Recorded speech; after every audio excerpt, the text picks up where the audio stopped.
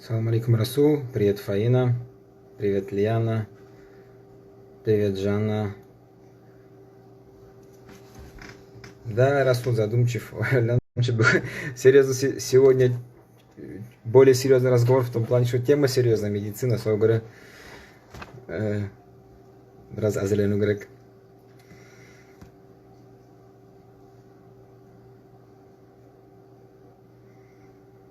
Ахмад, салам алейкум. Қарап тұрамыз Маратты. Марат үйде. Динара, привет. Астрахан присоединяется к нам. Мы готовы. Расул, сен қарамаңыз, позад афиша медицина. Сегодня представитель медицины у нас. Ну, сейчас он выйдет, я его представлю. Чтобы... Ждем его. Эля, привет.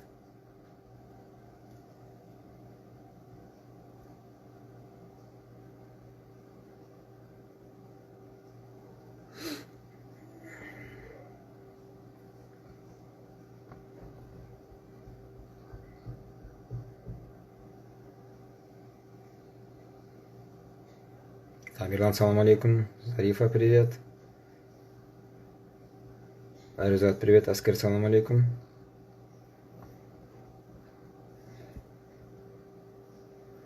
Отыз бір адам кірді прямо эфирға. Марат қарап тұрамыз, Маратты. Ару, амандасың аста-аста. Так, где же наш Марат?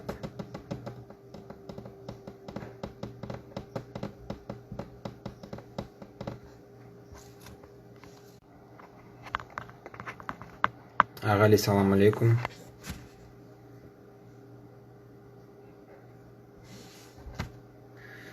Нешік айтыңыз хабар? Кім қайда? Не етіп отырсыз, не бажарып отырсыз? Үйде не хабар?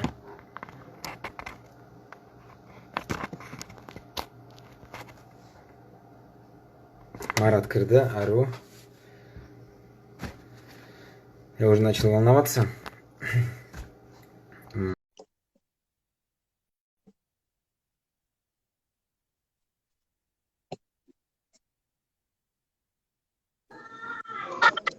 Assalomu alaykum. Алейкум ассалам, Марат. Тұрысың бітірсет қадир еді? И боя семейный яшау вообще. Мен япаймын. Машине надо было бір игрушка дал когда. Чтобы дети, чтобы успокоились, да? Да, чтоб, да. Баланы бір затын занимает, что. Ару. Да. Так, ну, в принципе, 50 человек сейчас будет увеличиваться потихонечку уже на связи. Сонман айтпасыем. Салам алейкум бәрінді, кеш яқшы болсын сыйлы қардаштар, юқлар, сау Ноғай халқым, сау Россия яқта, басқа яқта бәріңізді қош етіп алам. Кешкі хабар деген программа сізге жүргізіледі. Мен Даниял Сакаев. Мен ойлаймын, Марат бүгін Ноғайшада орысшада сөйлейік. Неге десе көп зрительдер тілейділер. Тамашаушылар тілейдер Ноғайшада сөйлеңіз дейді. Арада бірді Ноғайша сөйлейік, арада бірді орысша сөйлейік. Разы ма сен солай етті? Раз, да. Конечно. Салам алейкум весь Ноғай халыққа. Да. Сіздің ықтиярыңызбен орысшалап та, Ноғайшалап та сөйлейік. Обязательно, да. Ну, просто тема медицины сонный тема. Арада бірді Ноғайшалап айтпай қиын болар, какие-то там моменты. Сол көрі орысшалап сөйлеріміз. Друзья, представляю вам еще раз нашего гостя, Марат Аджибаев. Вот смотрите, у нас нет цели. Кто-то есть сейчас удивляется, почему Марат здесь вроде как бы не звезда, да, вроде человек не публичный, не светится там в Инстаграме. Наша цель — познакомить разных нагайцев с разных регионов с разными нагайцами. Не обязательно со звездами, не обязательно он должен быть известный. То есть у нас будут попадать и звезды, и такие обычные люди. Но наши сегодняшние дни, друзья, мы по-настоящему оценили звездность врачей, которые всегда находятся в тени. Сол говоря, мен бүгін қонағым Марат Аджибаев, врач-нейрохирург Астраханской клинической больницы номер 3, фотограф, диджей, ведущий, семьянин, папа, муж, сын, брат. Миллион регалий у этого человека. Сол говоря, Марат Альдебр, хош келдің, салам алейкум. Алейкум ассалам, Вильванеске. Очень скромно начал Даниэл наш интервью. Скромно, да, скромно начал. Это в моем духе. Айтпақшы, бүгінгі регламент бізді 45-50 минут біз сөйлейміз, біздің общий хабарымыз, основной хабарымыз, бірінші хабарымыз. Последние 10 минут я оставляю себе на блиц-опросы, на вручение подарка мы оставляем и на ответ на самые главные 3 вопроса, которые мы задаем каждому нашему гостю. В общем, регламент примерно будет около 45-50 минут наш общий разговор. Бірінші сұрау, Марат, как дела, что делаешь на карантине, вот, в первую очередь? Как ни странно ваше звучит, работаю. Алла берген затты бар, допуск, голограмма, то есть ограничение свободы заты, конституция менде нету, короче. Сен 20 боласың, қайда сен сонда? Сен потому что врач, 20 боласың, солай ма? Да, солай, да. Марат, бірінші солайым, Астрахан қаласында қалай әлі ситуация коронавируспен? Өзің алаңдың в курсе, соның ішінде айты бер? Мен сразу, ваш айтаяқ боламын, да? Сразу точкалар над «и» поставить, да, свою лепту внести. То есть коронавирусом, да, диагностикой, профилактикой, лечением исключительно, да, компетенция врача-инфекциониста. Вот, мне как Даниил сказал, мен специализациям нейрохирургия. Вот. Мы осуществляем оперативное лечение различных патологий нервной системы. Вот. Но все врачи, вне зависимости от специализации, сейчас так случилось, что вот коронавирус, мы все были обязаны пройти, и сейчас проходим параллельно, как появляется новая информация, на портале непрерывного медицинского обучения. То есть там представлена вся официальная информация, которая нам необходима. То есть с этой точки я могу что-то прокомментировать, сказать. В Астрахани на сегодняшний день по официальным источникам инфицированными больными, у которых 100% диагностирован коронавирус, и также имеются дома на карантине. Это обычно те граждане, кто те, которые контактировали уже вот нынче с инфицированными больными. Шолай. Была ситуация, была запрещена именно пассажирская деятельность, то есть безда отменяли полностью маршрутки, весь автобусный автопарк. Вот. А на следующий день, конечно же, медработников не получают миллионы, как в США, да, или не живут в кредитах, как в США. То есть не у всех есть возможность добраться до больницы.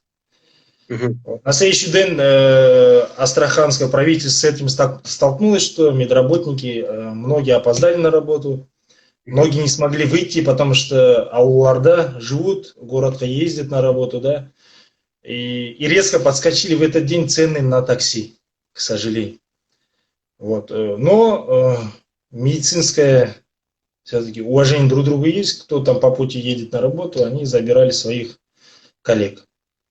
В принципе, патрулирует, как везде, наверное, полиция, предупреждает по улицам, громкоговорители трубят. Вот. Но мы сами придерживаемся тому, что нужно самоизоляцию поддерживать. Марат, вот сугубо твое личное мнение. Я понимаю, ты не можешь выражать мнение всех врачей в мире или всех врачей России, даже всех врачей отдельно взятой клинической больницы номер 3. Твое личное мнение. Коронавирус – это все-таки искусственная болезнь или нет? Еще раз не слышал. Болезнь создана искусственно или она появилась внезапно? Ну, когда сен Даниил Айтхан про коронавирус будет вопрос, я как бы конкретно с ним не сталкивался, да, начал немного на портале непрерывного медицинского образования читать материалы более тщательно. Вот я узнал, что в 1965 году коронавирус вообще был выявлен, да, и уже начиная вот до 2002 года как бы коронавирус не вызывал пандемию, эпидемию, да. А вот уже в 2002 году, вот я даже где-то выписал это, да, уже в 2002 году вообще коронавирус уже начал вызывать инфекционные заболевания вот, верхних дыхательных путей. Но тогда дело не доходило до таких масштабов в плане летального исхода. То есть была смерть, как при каждом заболевании, которое мы не возьмем, есть смерть. Но она не была таких масштабов, чтобы организовать пандемию, эпидемию. И еще вот в 2002 году, вот в нашем 21 веке, вот есть сейчас 3 вида коронавируса, которые отнимают у человечества жизни. Вот в 2002 году появился так называемый какой-то Сарков, да? Он унес 774 человеческих жизней во всем мире. Потом в 2012 году, вот я выписал даже, вот, появился какой-то коронавирус МЕРС, это не Мерседес, Мерсков, да. Он в свое время, да, уже унес 866 человеческих жизней. И вот в 2019 году появился 3-й вид коронавируса, который заражает, да, который циркулирует в человеческой массе. Вот он уносит, конечно же, тоже очень много населения. Вот это в 2019 году это Китайская Народная Республика, да, как мы все знаем, город Ухань, там вспыхнула вспышка, вот, так называемая, и пошло распространяться, и вот на сегодняшний день Всемирная организация здравоохранения объявила уже пандемию. Марат, қалай ойлайсың? Шушы заттың ызы қай заман болар екен? Личное мнение сенің. Те люди, которые этим занимаются, да, инфекционистлар, там, Всемирное, вообще Министерство здравоохранения в целом, біздің Россияның, олар айталар, что даже мы не достигли пика.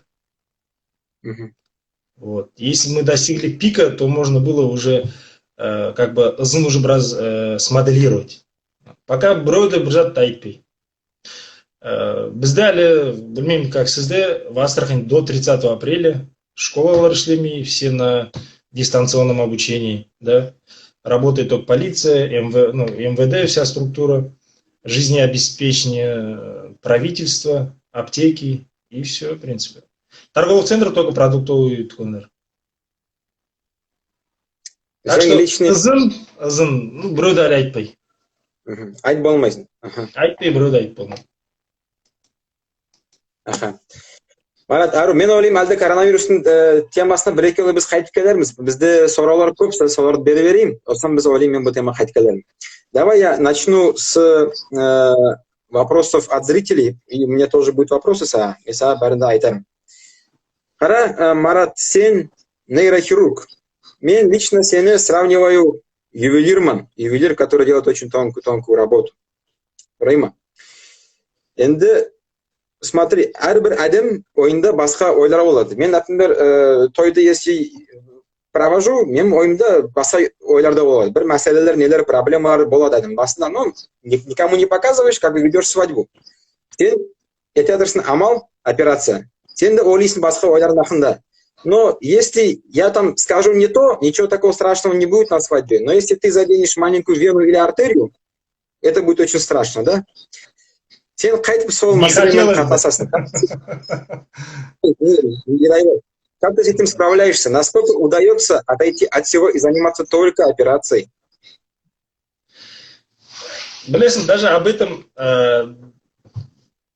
не приходит мысль даже о том, о бытовых делах.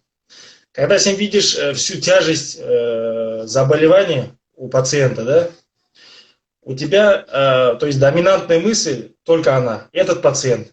Что с ним сделать? Ты понимаешь, что нужно делать операцию, да, ты понимаешь, но есть вот такая тонкая линия, если это, например, пациент с дорожным транспортным происшествием, да, привезли его, то мы не имеем права, то есть это так, можно сказать, негласно, видим, мы оцениваем тяжесть состояния и видим, что нужно показать хирургу, да. То есть хирург смотрит живот, исключает свою острую патологию, то есть нет никакого кровотечения, чтобы во время нашего операции нейрохирургического, да, вы представляете, да, получилось так, что у него, например, в животе кровотечение. Но это невозможно 2 операции вовремя делать. И вообще вот эти все мероприятия по исследованию, вообще самое сложное это принятие решения о хирургическом вмешательстве. Вот самое сложное это не соперировать человека, да, а самое сложное принять решение, то есть оно сейчас нужно или нужно подождать. И в этом как бы состоянии никто никого не поругает, если мы посоветуемся со своими более умудренными в возрасте, да, уже врачами, то есть нашими учителями. Я считаю, вот то, что я сейчас показал, вот эту атмосферу работы, да, в это время никакие бытовые мысли в твою голову не могут полезть. Не могут полезть, ага.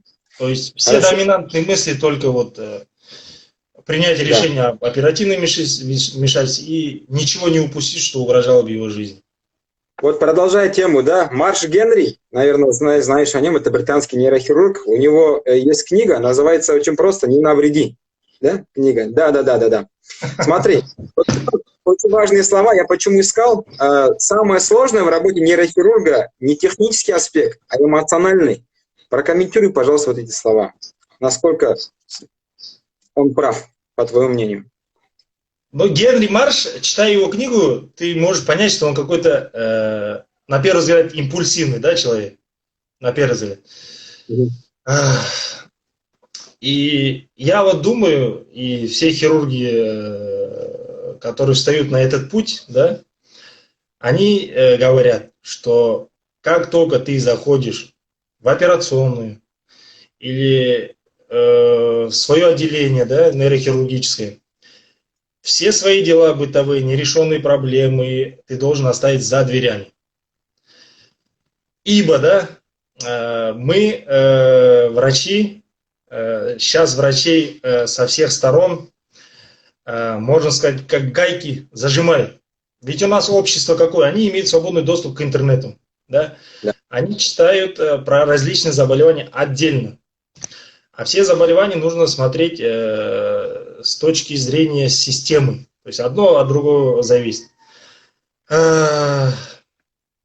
И что я хочу этим сказать? Потерял нить повествования этими пациентами, вспомнил опять. Как в итоге все, вот зашел, все проблемы оставил за дверьми. То же самое я говорю жене, она у меня тоже врач. Я, например, не хочу слышать слишком много информации о больнице, о пациентах, кто чем болеет. Да, это интересно. То, что мне интересно, я спрошу. Или самые интересные моменты она сама тоже расскажет. Но я говорю, как зашла в дом, все медицинское оставь за дверьми. То есть у нас мы должны четко разделять семья, работа. То есть личное пространство должно быть. Жена медик, Марат? Да. Вместе работаете? Да, вместе в одной больнице, врач-кардиолог. Врач-кардиолог, ага, вместе работаем. Все. Да. Смотрите, перехожу к вопросам от зрителей. Такой интересный вопрос, я сам до конца его не понял, спрашивает, вот очень просто, как вы считаете, что такое голова? Без комментариев. Я не знаю, что делает человек. Этот вопрос как бы вызывает у меня положительные эмоции, да? Только коротко, да. Ага. Голова? Это часть тела. Все согласны, да? В котором находится головной мозг, да, самый умный орган. Находятся органы чувств, зрение, обоняние, слух, да, вкус и обоняние. Вот если очень коротко. А если философски ответить, вот одним-двумя предложениями, что такое голова? Дом советов.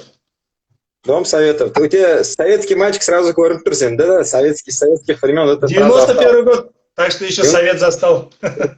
Застал еще 2 года, в 93-м Союз все-таки развалили.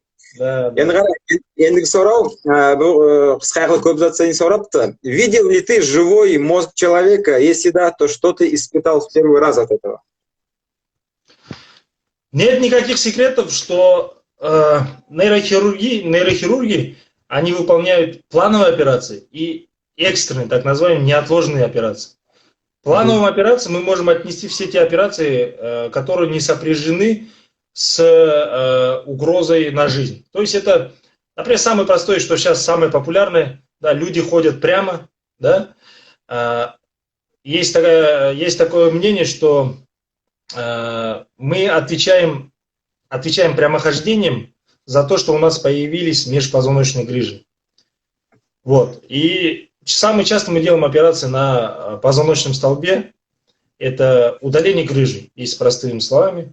То, что доставляет дискомфорт, боли, а иногда даже ослабление конечностей. То есть это уже угроза для данной конечности, что она может, на ней может иметься некоторые двигательные нарушения. Что еще? И есть экстренные операции. Вот, например, я сейчас нахожусь в момент, то есть период, когда мы, врачи, меняемся. То есть у нас есть врачи, которые дневные, работают в день, то есть с 8 до 3 часов дня. И есть дежурные, которые с 3 часов до 8 утра. Месяц, например, я отработал в день, я меняюсь с тем, кто отработал месяц в ночь. И вот я сейчас вышел в период ночной дежурств. Вот, это 8 апреля, да, с 3 часов дня. И не дай бог, если кто-то упадет с 4 этажа, с 5 этажа, ДТП, или кого-то ударили битой по голове, да, в ходе диагностических мероприятий, если нужно оперативно вмешаться, мы выполняем экстренные операции по жизненным показаниям. И часто бывает, что даже эти больные, бывает, что умирают во время операции, к сожалению, бывает после окончания операции. Вот. Но в большинстве своих случаев мы оперируем на так называемом живом головном мозге. И мы видим, как он пульсирует. Вопрос здесь тогда, вот у меня был вопрос. Правда, что мозг сам по себе ничего не чувствует, сам по себе, как орган отдельно взятый, подчеркиваю. Вот ты его трогаешь, он не чувствует. Это правда? Правда. То есть сам головной мозг, он находится как бы в закрытом черепе, да? Внутри черепа, прежде чем дойти до мозга, имеется несколько оболочек. Да. Вот. Все, что находится над костью, все мягкие ткани, они ощущают боль. И то, что находится под костью, это вот эти оболочки, они тоже ощущают боль. Но если мы раскроем головной мозг непосредственно, если мы находимся уже на этом уровне, то головной мозг, даже без анестезии, он не будет чувствовать боль. Он лишен болевых рецепторов. Это правда. И есть ряд операций, которые проводятся, так, операции в сознании. То есть сначала человек погружает в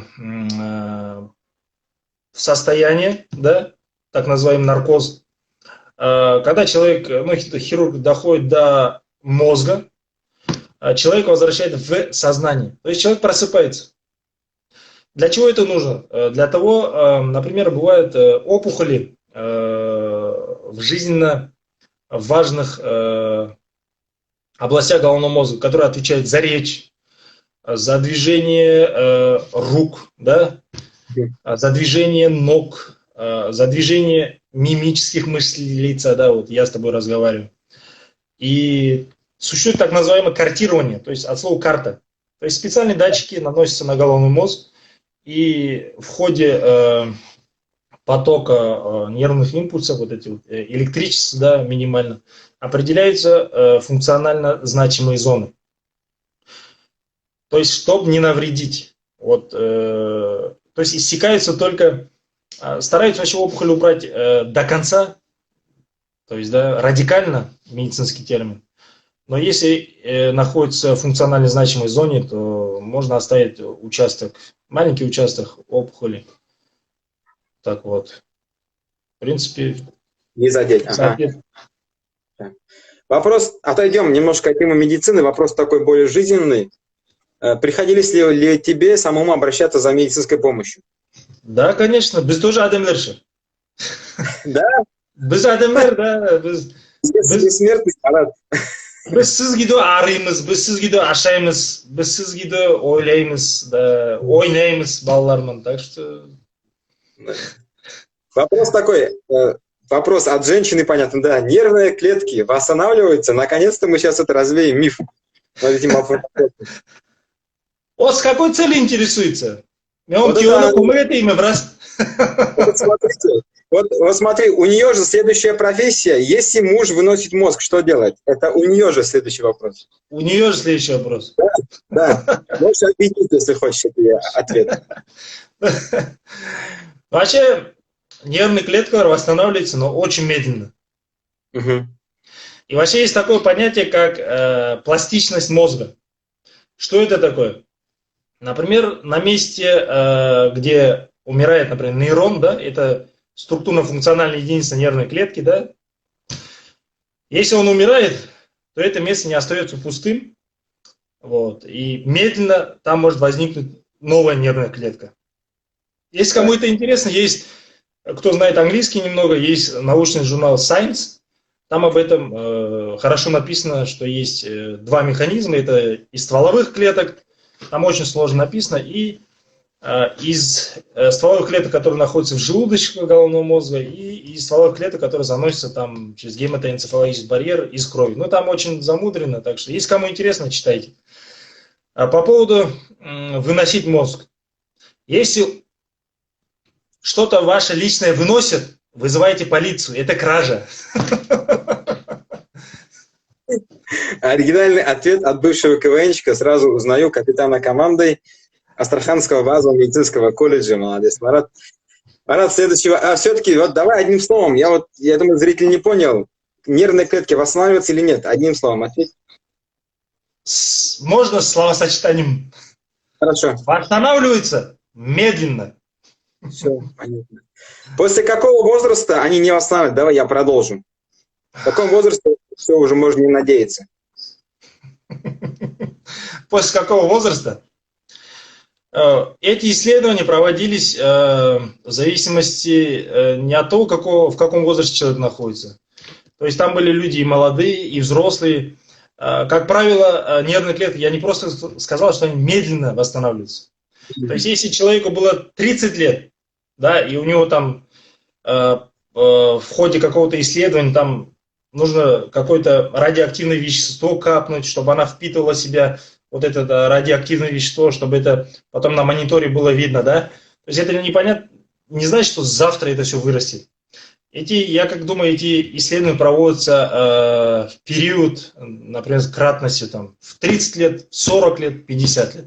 То есть, чтобы показать, какой процент восстанавливается, как быстро и т.д. п.т. То есть, это исследования не быстрые, то есть, это долгие десятилетия. Так что задумайтесь. Задумайтесь, посмотрим, да. Вопрос к всем коллегам спрашивает человек с области медицины, знакомый. Расскажи, пожалуйста, самый запоминающийся случай из твоей практики.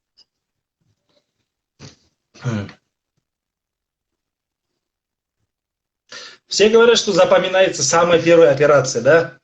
Но я с этим не согласен. Уже во время врачебной деятельности мне запомнился случай грустный, такие негативные эмоции, отрицательные, да. Попала к нам молодая девушка лет 29, вот. Она села в такси, очень известное такси, не буду называть какое. Водитель выезжал из второстепенной дороги на главную. И в этот момент он не посмотрел, что едет ли там машина, кто-то его пропускает или нет. Он просто выехал, не посмотрев. Он выезжает, в момент, когда он выезжает, правая сторона машины оказывается на встречке. И в них на полной скорости, вот КАМАЗ сколько, 20-30 тонн, да? Он ударяет именно на ту сторону, на которой сидела пассажирка, мать двоих детей, 29 лет. Водителю ничего не стало. Вот. Привезли ее к нам, как раз мы дежурили вдвоем. Вот. Редко, но мы дежурим не по одному, это сложно, а часто по два нейрохирурга. Мы поднялись в операционную вдвоем. Вот. Когда мы раскрылись, да, вот там от паренхимис, вот вещества головного мозга, Вот представьте, если вот видели у кого-то на глазах синяк, да? Или вот где-то на теле синяк, да? Да. Вот головной мозг, он был на процентов 90 в виде синяка. То есть, ну, операция продолжалась около 6 часов. Вот, мы пытались сделать все возможное и невозможное. То есть операция была с двух сторон. То есть с одной стороны был череп скрыт, и с другой стороны. Двухсторонняя трепанация черепа, так называемая. Вот. Прожила она 2 недели в коме. Я считаю, что есть в этом плюс, хоть дали шанс родственникам попрощаться. То есть мы не боги, но изначально видно, кто выживет, у кого больше шансов выздороветь и дальше жить с родными. А, к сожалению, операция ради операции, то есть врачи обязаны дать шанс. Как сообщить людям, что у них неоперабельная опухоль, или о том, что человек отныне будет растением? Как ты это сообщаешь, если и были такие случаи? Это от меня вопрос. Откуда берешь смелость так говорить людям, родственникам? Я слышал такое понятие, что врачи черствые, да?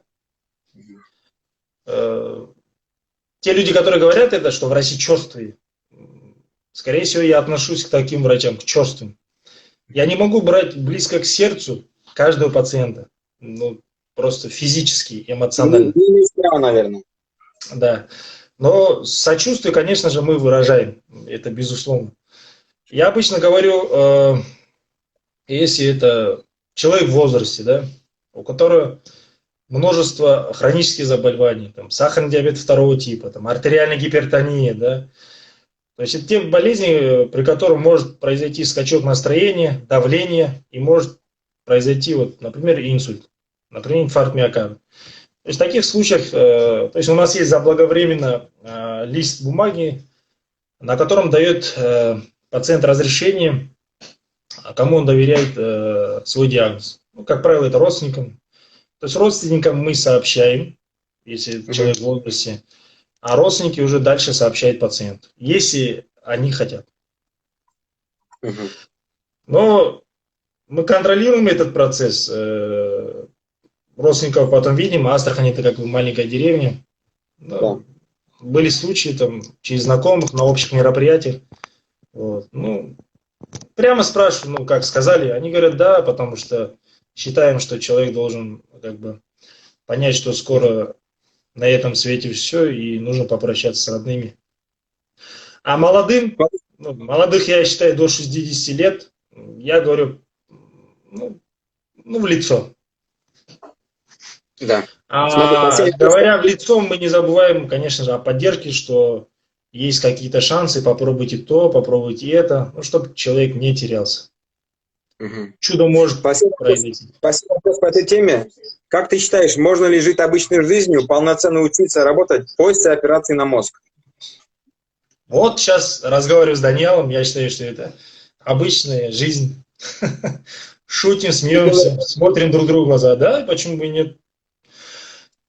Есть такая профессия, как патологоанатомы, да?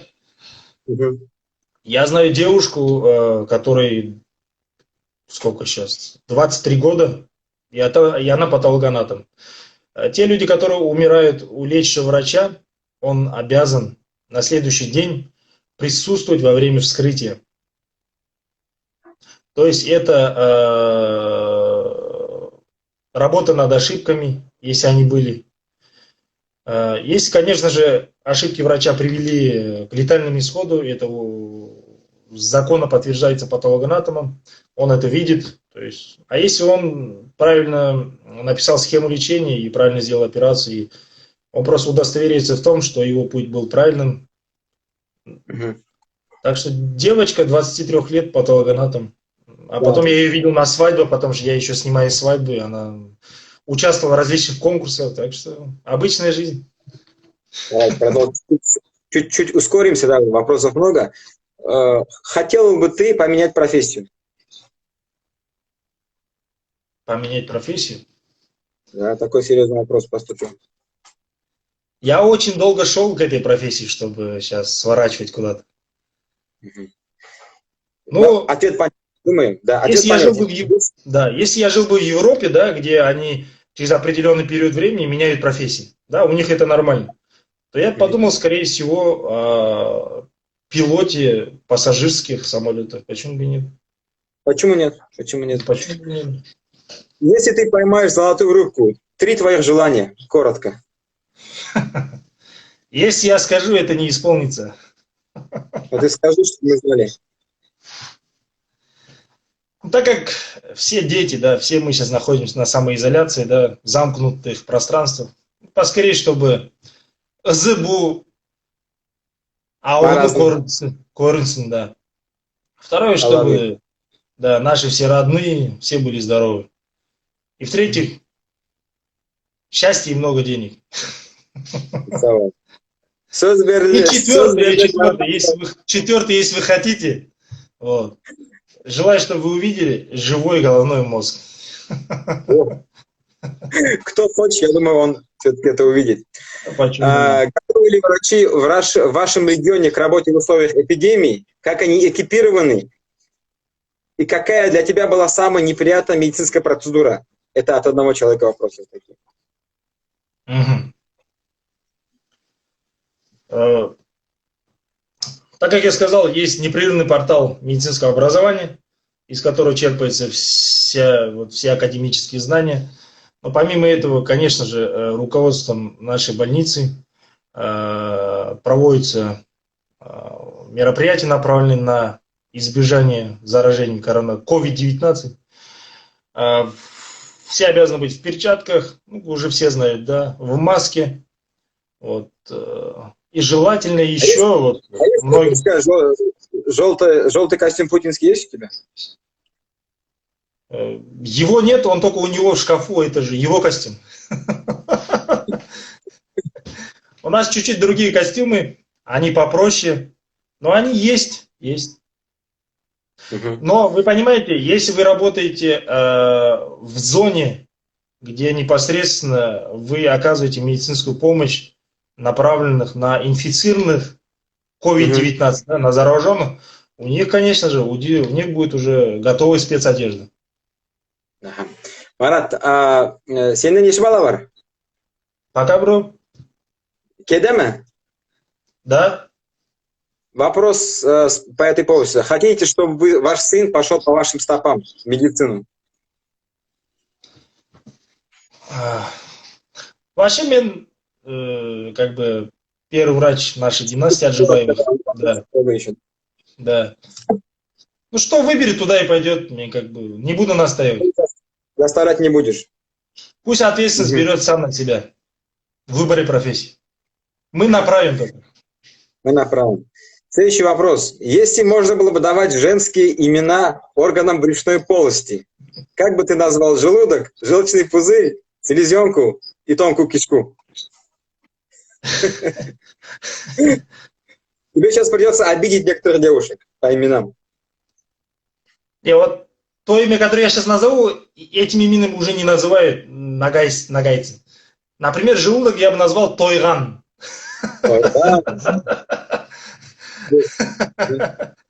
Кишка тонкая. Тонкая кишка? Ё-моё. А сенде бар ма вариант? Вообще. Азган давайте болады. Азган, да. Желчный пузырь. Желчный пузырь, у меня сразу ассоциация, что зад неприятный на вкус. Неприятный на вкус, там, желтого цвета. Ну, какое-то китайское имя, там, Жан Пень. Жан Пень. Ага. Приходилось ли тебе в своей профессиональной деятельности переступать через свои принципы? Да. Например, есть понятие... Пример, короткий пример. Такой короткий пример. Мне когда начинал врачебную деятельность, вот прям первый месяц, я говорил себе, если поступит больной, у которого выявлен СПИД, туберкулез, ВИЧ, то есть является инфицированным этим заболеванием, то я без кольчужных перчаток не буду оперировать. Кольчужные перчатки – это такие перчатки, которые защищены от порезов. У нас же острые предметы, например, тоже скальпель. Но они дорого стоят, и не в каждой больнице имеется в достаточном количестве. Поэтому пришлось переступить через этот принцип и просто осторожничать, и все. В Александровскую переходи, там есть такие перчатки. Не факт. В принципе, понятно, да. Были ли у тебя, давай, вопрос, переходим, вот, будем менять тему медицины на другую тему. Сен көпзатпан амал еткесін алдында, сен КВН ойнасың, радиода дышлесің. Были ли курьезные случаи во время эфира на радио? Да, не работал микрофон. И как ты справился? Это, знаешь, на радио Новая ФМ, первое онлайн нагайское радио, мы его открывали с Раидой. Это нагайская певица, может, знаешь, да? Я знаю. Да. Что-то она подшутила, и я должен был в этот момент дать ответку. А у меня не заработал микрофон. Все, наверное, подумали, что я просто промолчал. Ты зажал, подумали все. Да. КВНщик, радиоведущий, свадебный фотограф, нейрохирург. Который из них настоящий Марат все-таки? Наконец-то вопрос вот такой задали. Те вообще нескромные ведущие. Вообще, я признаюсь, менің атым Марат Тул. Сен білесің, да? Білмеймін. Білмейсің. По паспорту, вообще, менің атым Менглибай. Менглибай. Сен сөйтіп айтсаң, мен саған басын оқтай тияқым, Менглибай деп айтияқым. Да, пожалуйста, менің докторлар Менглибай это. Вот. Там много гипотез, как это все связано, но это слишком долго будет. Это, можно сказать, псевдоним. Больше кто ты? КВНщик, радиоведущий, свадебный фотограф, нейрохирург. Давай вот расположим эти 4 профессии в порядке возрастания, по порядке привилегий. КВН, радиоведущий, свадебный фотограф, нейрохирург. Приоритет нейрохирургия, потому что она сложная, ей надо учиться будет всю жизнь. Не объясняй, дальше, ага. Да, второй свадебный фотограф. Кто бы сомневался, ага. На последнем месте... КВН и радио осталось. Да, и на третьем месте я поставил КВНщика, а самый последний радиоведущий. Радиоведущий. Вопрос от одной девушки, которую ты знаешь. Если была возможность вернуться в прошлое, чтобы что-то изменить, что бы ты изменил в своей жизни?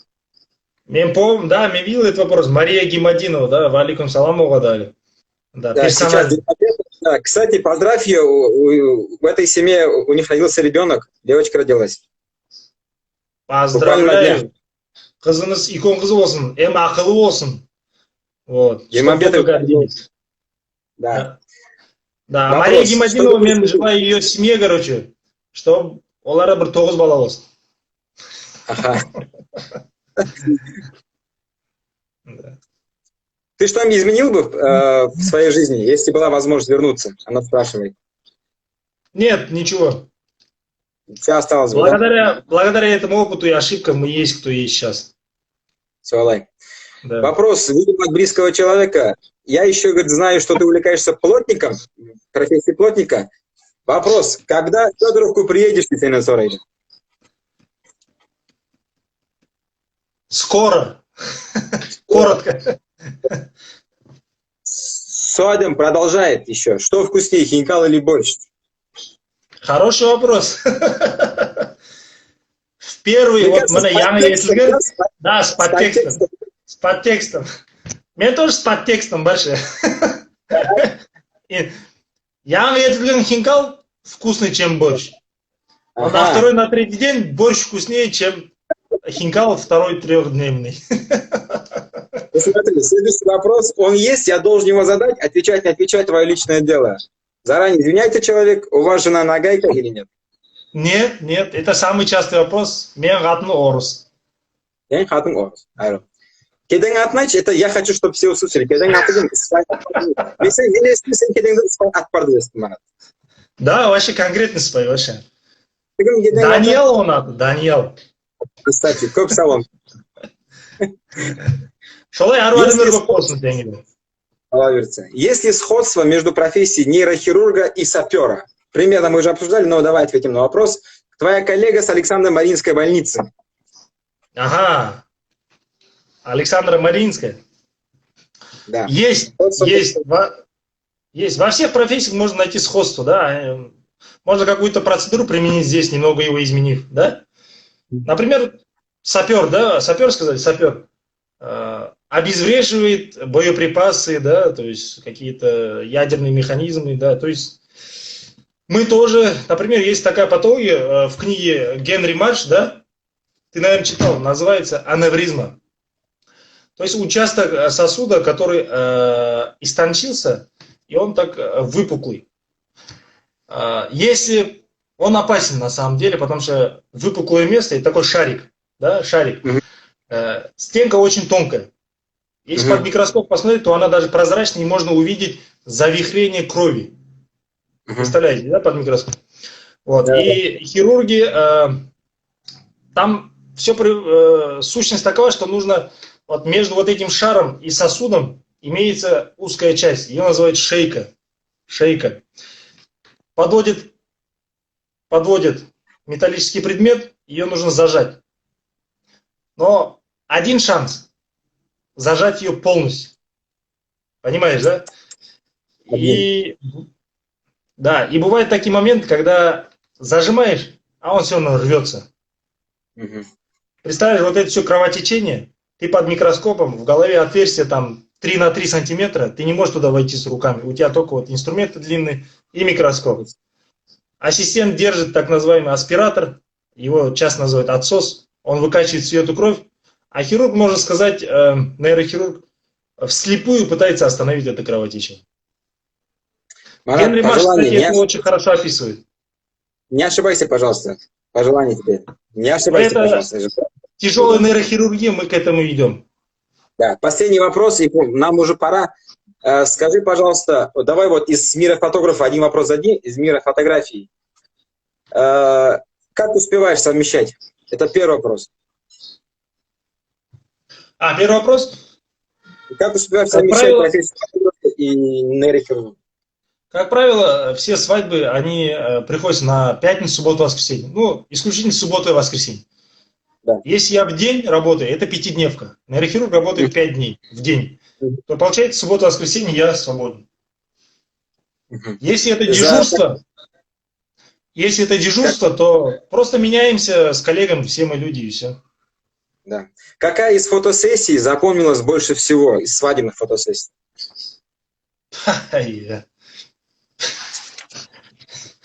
А тут уже самая первая свадьба, наверное. Там было много ошибок, на которых мы учились. Какой год был, Марат? Это был 10-й, то ли 11-й год. Был 10 yıl sen сурет каласың, да? 10 лет, как ты их фотографируешь. Ну, я тогда снял одну свадьбу и остановился. Мне считается, что где-то 8-9 лет. Да. Так. Смотри. В принципе, пора закругляться. Я задам близ вопрос. И от меня есть последний вопрос. В шахматы играешь? Шахматы нет, не играю, к сожалению. Ну, знаешь, что это такая крутая игра, да? Стратегическая игра, да. В 1996 году компания IBM выпустила компьютер для игры в шахматы. Компьютер. Игры в шахматы с человеком. Они хотели проверить, кто круче, человек или компьютер. Играет в шахматы. Давай так, уточним, мозг чей круче, да, компьютера или человек играет в шахматы. В 1996 году с компьютером Deep Blue сыграл гроссмейстер Гарри Каспаров, он выиграл. В 1997 году IBM усовершенствовала свой компьютер, и Каспаров проиграл компьютеру. Когда-нибудь компьютеры могут превзойти человека, или ты все-таки считаешь, что человеческий мозг все равно сильнее? Я как понимаю, этот компьютер, он был узконаправлен чисто на шахматы. А человеческий мозг, он может одновременно может решать много задач. То есть мозг, я считаю, очень многозадачный. То есть компьютером никогда не догнать. У них разница многозадачности получается. Да, почему бы нет? И коэффициент полезного действия. Бриц, короткие вопросы, можешь отвечать. Медицина или фотография? Совместимый. Вместимый, хитрый. Горбовка или Федоровка? Астрахань. Астрахань, хитрый человек, да, чтобы не обижать горбовских пацанов и федоровских, да? Canon или Sony? Вот тут смотря для чего. О, Но так как я занимаюсь фото, Canon. Canon, ару. Самый главный вопрос. И посоветуй, пожалуйста, 3 фильма, очень коротко, для просмотра людям на карантине. 3 фильма твоих любимых. «Зеленая миля», Так, «Хатика» так. и «В бой идут одни старики». Красавчик. Советский фильм, молодежный фильм. Если завтра ты станешь президентом новой Ногайской республики, что ты сделаешь в первую очередь?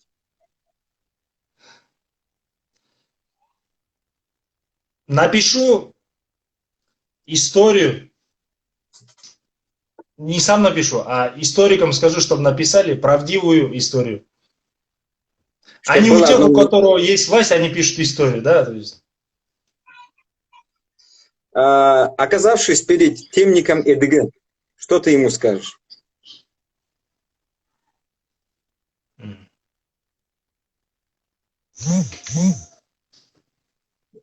У нас мы потеряем почти все, что ты сделал. Но будем стремиться к тому, что мы потеряли. Угу. Твои пожелания нашему великому ногайскому народу. На тебя смотрят около 600-500 людей будут смотреть, и потом при просмотре около 3000 наберется. Мен бүгін WhatsApp-та кіргенде Даниил Исакаевты көрдім, предложение. Любой жерде адем болыңыз. В любом положении оставайтесь человеком. Тупак болыңыз. Помогайте друг другу. Вот. Сейчас нужно быть интеллектуально значимым. То есть, да, нас мало, да, там около 100 тысяч, да, но если каждый приложит силу в сфере интеллекта, нас будут знать, и у нас будут достижения. Сау, Марат. Самое главное, поддерживайте таких вот, как Даниил, всех вот музыкантов, деятелей. Я помню, братья Сатыровы приехали в Астрахань бесплатно, приехали в Астрахань с КЧР, да, они же там живут, да? Сейчас на КМВ. Да, они приехали бесплатно в Сарай-Бату, это от Астрахани еще ехали, они сняли бесплатно Асау-клип. Да. Сатыровы это могут. Очень да. Честные ребята, поэтому... Молодцы. Приз. Фотография на холсте. Какой вопрос тебе больше всех понравился, Марат? Ох, мне кринж он, да? Только не смотри на имена, хорошо? Выбирай по вопросам. Ага, ух, так. У нас очень мало времени, Марат, буквально 3 минуты давай. А ты можешь так бегло первые 2-3 слова напомнить? Так, что такое голова? Видел живой мозг, нервные клетки восстанавливаются. Что делать, если муж выносит мозг? Расскажите случаи из практики, поменять профессию, золотая рыбка, желание, готов ли регион к пандемии, ваш сын пойдет ли по вашим стопам, женские имена брюшной полости, эфир на радио, курьезный случай, кто больше фотограф или нейрохирург из тебя, когда приедешь в Федоровку, вернуться в прошлое, вернулся Б, у вас жена нагайка, профессия нагайца нейрохирургии сапера, и последний про свадебный момент запоминающийся. Я думаю, все согласятся, женские имена. Женские имена. Да. Вопрос задала Айза Камалдинова, наш замечательный ногайский дизайнер. Аллах говорит, Хамуса, Оман, скоро у нас эфир будет. Айза, я тебя поздравляю. Я, в принципе, догадывался, что этот вопрос очень интересный. И из 4 органов на 2 мы дали с тобой имена, Марат. Sana айтпасым, анем деп айтам, саған көп сау бол бүгін келгеніңе, саған көп сау бол шындай қиын заман тапқаныңа. Саған Алла қуат берсін, Марат. Сондай заманда өзің әйелің таслап, мараздарды қарап, қади мараздар, ямандар көрсең де, үйге келіп, сен өзің қиналғанын көрсетпей, үйде әдем болып қаласың, үйде егіт болып қаласың, үйде ноғай болып қаласың. Ыңқалды сүйесін әлде, оказывается, как выяснилось сейчас. Сага, айтам, кто идет на медицину, пусть, чтобы они все будут похожи на тебя. Я хочу, чтобы с тебя брали пример, Марат. Я знаю, какой ты человек отзывчивый, ты поддерживаешь как и ногайские мероприятия, при этом оставаясь прекрасным медиком, прекрасным отцом, прекрасным мужем, наверное. Сага көп сау бол, Алла разы болсын, әрдайымда яқшылық болсын, әрдайымда жолың болсын. Как тойда говорят, Даниал яқшылығын көргенін Алла тағала берсін. Көп сау бол, Даниал. Да. Саған да көп яқшылық yorаймын, чтоб ендігі зат бұлай интервьюға күліп тұрып, ойнап тұрып яшайық, да, вез барымызда кім қараған, да, кім потом повторды қарайық. Вот емештік болсын. Алла берсін. Маған құсамаңыз, пусть каждый будет индивидуальный. Құсаңыз. Да, Даниал, сен молодец, второй проектін сен тоже выстрелит. Молодец. Первый проектін тоже қойма, да, ару. Интернет-проектлар вообще мощный, молодец. Марат, көп сау бол. Друзья, всем спасибо, кто пришел. Где-то через день мы выложим полностью интервью Марата на странице. Можете тогда уже заходить, смотреть, кто не успел посмотреть. А также напоминаю, что одни сутки интервью сохранится в прямом эфире. Көп сау болыңыз. Марат, салам алейкум. Всей семье. Давайте, весь барас, салам алейкум. Давай, сау.